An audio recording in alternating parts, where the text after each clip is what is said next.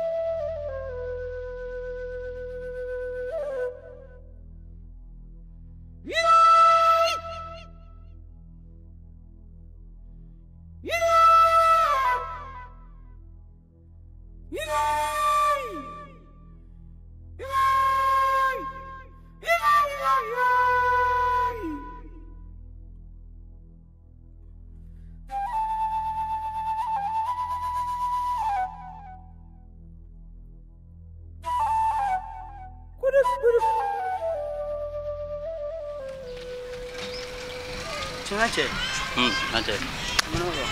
Che waro o kiwaro wara be dun gona. Kiwaro mi. Che debi angre iga den kiwaro era tunna na era. Che irole to ladin kuma sungunna. Che kabi do ma den transo gerena. Nena age. Neta do alla san fer wala dumo neta do. Wala. Ciao bete zai wara kiwaro kura be dun gona. Kiwaro mi.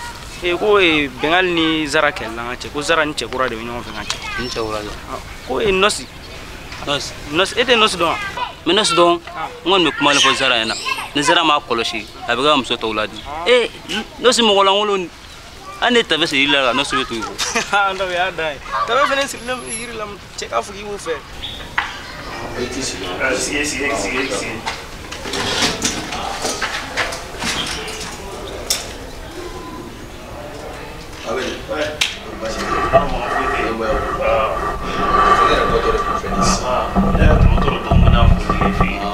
Cai rete sigira. Eko bachao. E kita ke yala te. Yala me gagné. Kuli grazer te kitoro le. Non, même pas. Ok, d'antoro. Bon, comme ntama to do, comme ni fo ci dop me ko fina. D'accord, ouais, parce que odongo qui fora ne ko yanno. No yera de grand série à ma fo. Qui a trois grand série à ma fo. Ni madame Bora. Ouais. Comme na yera la. Donc ba ko ne yala la yera na don sana so yala la don yala. Ne ti nyoba ça, ne te bolo. Non, ça c'est bien.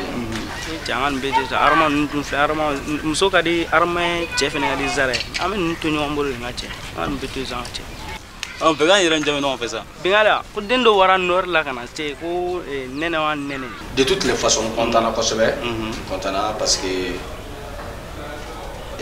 madame ya ma foi qui nana ni muso de nyoma so mo nyina ma dum ko sebe vraiment moi ne o le fiengo ini mau mani ala ini mau na akila na tede foi tala saraka tala bi ke quoi yo ko so e kun kara ko ni beso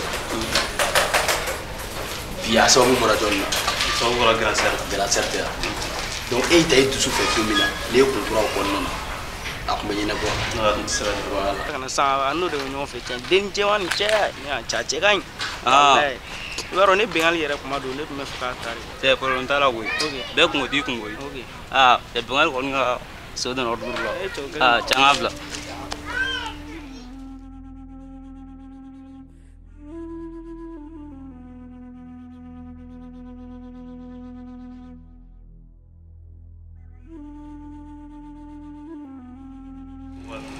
ala le makiti ni Zara tala te donc ne pon be mi fier ko be kera kaba ko be sigira kala kilenga tu es devenu irresponsable i kelente tuguni bi kana fo kibe seki ka vie korole o matuguni waliden de taara ka d'i ma ni furu fila dun kɛra ɲɔgɔn fɛ aw bɛɛ kɛra ɲɔgɔn jigi ye kama donc kana to nin fan fila si ka tigɛ i la i kɔrɔmuso min kɛra sababu ye ka denmuso ɲini ka d'i ma i kɔrɔmuso kunna wolo a y'a ɲini a terimuso min fɛnɛ fɛ k'i terimuso o terimuso in fɛnɛ kunna wolo ni bɛɛ jigi dalen bɛ e de kan donc a mana ko k'i la a bila o minɛn kɔnɔ kana fɔ k'i bɛ miiri nin kɛra tan olu bɛɛ to yen ala de nin don i garisɛgɛ la n'i yɛrɛ ka ɲi ni zara ye siɲɛ 3 ka taga segin vraiment on content na hali bi an bɛ dugawu kɛ ala ka k'i muso ye ala ka bɛɛ nɔgɔya i k'i hakili to i balimamuso la o de kɔni ka gɛlɛn ne ma a mana gɛlɛya cogo o cogo ni problème tɛmɛna kuma n'i balimamuso ye o de nafa ka bon kosɛbɛ i y'a faamu vraiment on content sinon Bafi i ye mɔgɔ sɛbɛ jara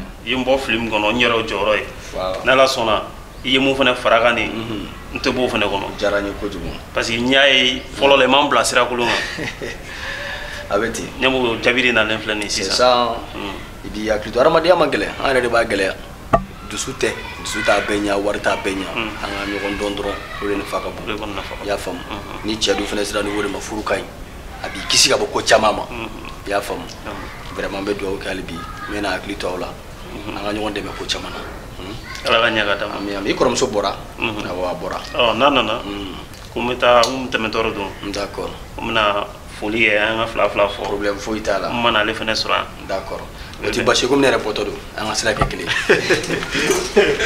n'i taara yɔrɔ dɔ la an b'a fɔ grand sœur ye d'accord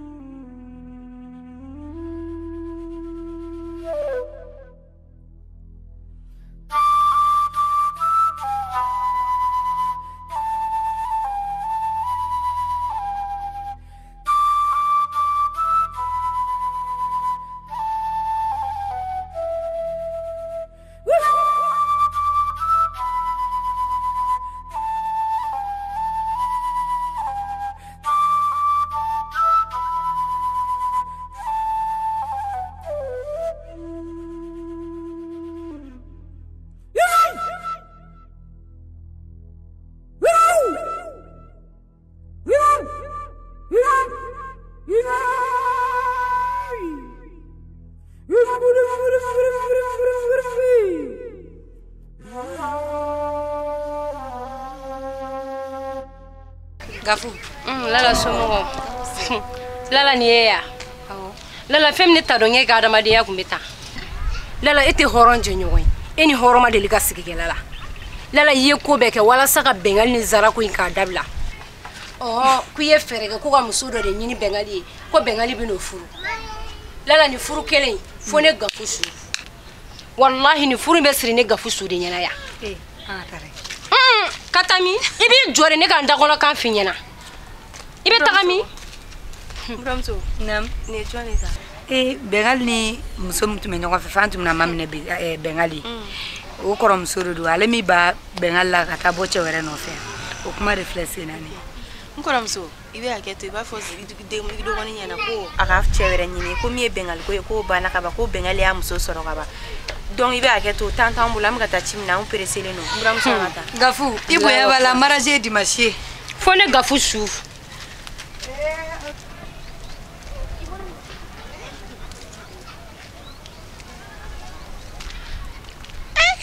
Ne de bala bana buramuso i bɔra ni ɲɔgɔn na la. Ninnu ta kɛra kabako ye. Ai ne de bala bana nin ko in na. A dɔgɔmuso kun ma Bɛngali ye k'a to yen ka tugu cɛ nɔgɔ ko nɔsi ya. Nɔsi sigida bɛɛ b'o dɔn. O tɛ mɔgɔ kalalama yɛrɛ. Ne de ye nin muso in ye ko da ne ka sigida la. Ninnu ye jɛnatigɛ fɛn bɛɛ nege bɔ ne na sigida in na yan. Ne de ye nin den wele ko n b'a ci. Ni ne ko mun na ne b'ale den ci ko ne subaga ni ne bɛ so la ko ne ka dɔ wolo. Ne de y'o kuma fɔ Bɛngali ɲɛna Bɛngali k'o f'a dɔgɔnin ɲɛna dɔgɔnin ma t'o kuma f'a ye. Dɔgɔnin kɔnɔna suruku ko ni Bɛngali bila ɲɔgɔn na. Taara i yɛrɛ ci nɔsi in tigɛ sigida bɛɛ bɛ nɔsi dɔn. Nɔsi binnen t'a jɔlen koyi. Ni kuma min f'a ɲɛna k'a fɔ a dɔgɔnin ɲɛna ka cɛ wɛrɛ ɲini min tɛ min ye Bɛngali ko ye nin y'o bannen pewu foyi tɛ se k'o yɛrɛ ko ɲɛkɔrɔma tigɛ kuma tɛ k'a fɔ k'ale bɛ se k'o kan. I da i k'i kan na kari fo pigi ni pelu nin y'o ko bannen ni.